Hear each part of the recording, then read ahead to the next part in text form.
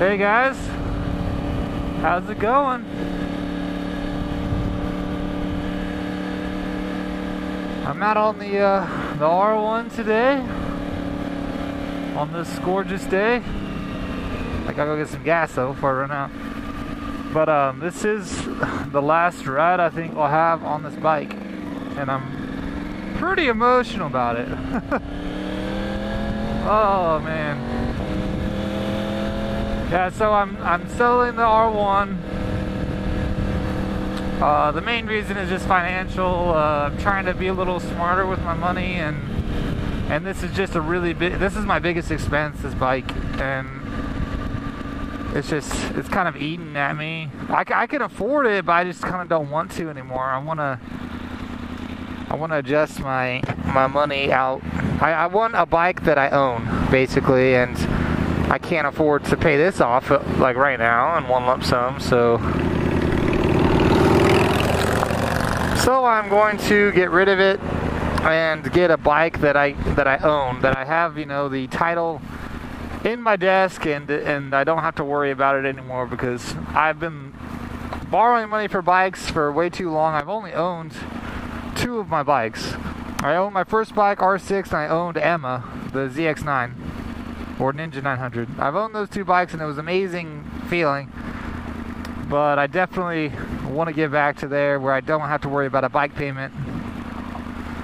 So the R1's going by, and this is the most emotional I've been about a bike sale, because this bike means a lot to me, mainly because this is the bike that I bought after I beat cancer. Like, this was my, you know, fuck you cancer, I survived, and I'm going to buy an R1, you know. So it is really emotional for me, more so than any of my other bike sales. And I just love this bike. I love everything about it. I love the color, I love the exhaust. I don't know. Yeah, so I mean, I love everything about this bike, and that's what makes it really hard to sell. And it's been such a good bike for me too. Never had any problems with it. Well, I guess I did have one problem with it, but it was my own damn fault. I thought the clutch was slipping, but it was just my clutch cable was too tight. So if your clutch is slipping, you think it is, just adjust it here and make sure you have like a little gap before it engages, because mine was way too tight and it was like slipping. But that didn't happen very long. So, but I'm glad for one reason. It's going to a good guy. So that's, if a douche kid wanted to buy it or something, I think I would say no, because this bike means so much to me. But the guy who's buying it is an Iraq vet. He's just got back from Iraq. He got back last Friday or something, and he was looking for an R1. He saw this one. He loved the blue because he had a ZX6 or something, and it was like the same blue. And he said he just fell in love with it, and it's kind of like meant to be. And I have a lot of respect for military personnel, so it kind of makes me a little happier that it's going to a good guy.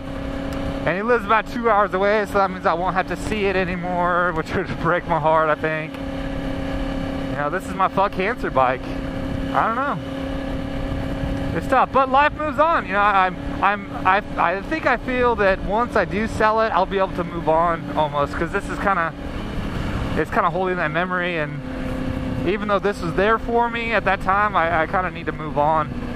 You know, it's been a year since I beat cancer, and I need to just move on. I love this girl though. I'm gonna miss her. Oh. Been through a lot of memories together. We went down to the Wichita Mountains in Oklahoma. Fucking pulled a lot of wheelies together. It's been a great bike, honestly. Great bike. So it did have the Power Commander 5 on it. It's always had it, but once I got the ECU flashed, it basically made the Power Commander useless, because I zeroed out the Power Commander, so it was just kind of bypassing through it. So I took that off yesterday, and I'm just gonna sell that or something, because it wasn't gonna help anything. It was just there. the ECU flash is better for the bike than the Power Commander anyways, unless you want to go get like a full-on tune, but this bike runs fucking great, so doesn't need that. I don't know, so it's kind of a mixed feelings for me. But I already have my next bike picked out. Be on lookout. I should be picking it up in a couple days. I'm going to be buying it cash, so I'll own it, and I'll feel great about that. It's a drastic decrease in horsepower from this, which I do plan on getting another fast bike, but maybe like next year. As for now, I'm going to enjoy the slow bike life, and maybe pick back up on my stunting, and we will see what happens. Honestly, it's a big open, you know, for what could happen. The possibilities are endless. So I'm just trying to. I filled the gas tank up for him. I'm going to clean the chain, wash it. I want to give it to him in a nice way. I hate it when people sell vehicles and they like have it on empty, or they like didn't fucking clean it out or whatever. I hated that. So when I try and sell vehicles, I want them to be clean. I want them to have a full tank of gas, so you know, just kind of starting out in a good note, you know. Oh, I'm gonna miss that sound. Let's do it again. Let's hear this thing. That crossplane freaking revs up so fast.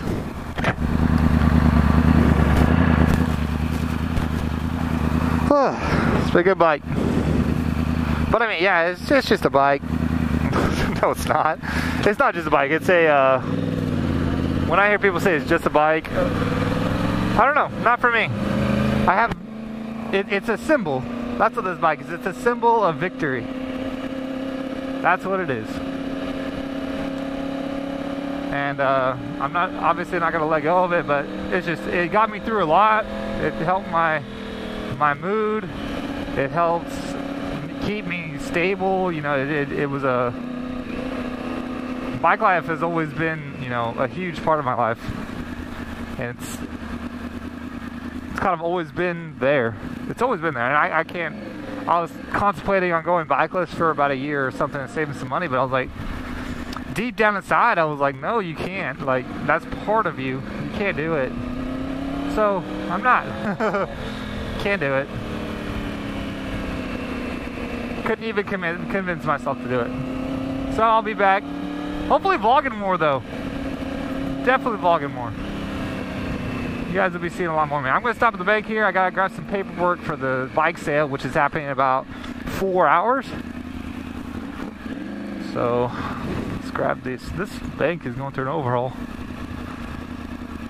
All right. Oh, sure I brought my backpack. Yeah, I met this cool guy in there. He came in and he's like, "Is that your R1 out there?" And I was like, "Yeah, for now." And he's like, "Is that 2009?" I was like, "Yep." And he was like, "Oh man, that's my favorite generation." Fuck, I can't lose this shit. He's like, "That's my favorite generation." And he said that he was like on an AMA race team, and they built a 2009 R1. He said it had like 199 horsepower, and that he said he didn't lose any money on it. They built it. They had about 23,000 into it, and he said he sold it for 23,000 after the season. It's a really cool guy. I've never met any like pro race or anyone that's actually built a pro bike before. But yeah, he said that was like 199 at the crank, which stock these had supposedly 180 at the crank. So that's a good 20 horsepower increase. But I mean, obviously I'm sure they had like all sorts of race shit on that bitch. 23 grand, that's a fucking lot for a bike. But yeah, anyways, I mean, I'm happy. This bike's gonna go to a good home, and I'm going to move on with my motorcycle career. And I was actually, you know, R1 is always gonna be in my life. I was either thinking about getting like a 98, 99 R1, like first gen, and like fucking modding that shit out, because I've seen some really fast ones, like faster than modern bikes, or get like a 15 plus R1, because I love the crossplane. or maybe even like an SV10. I don't know what's gonna happen, but that's like next year I'm talking. So for the rest of this riding season, I have a plan, and next year we will see where I'm at. I'm excited though. Change is good. Alright guys, thank you all so much for watching, and say goodbye to the R1.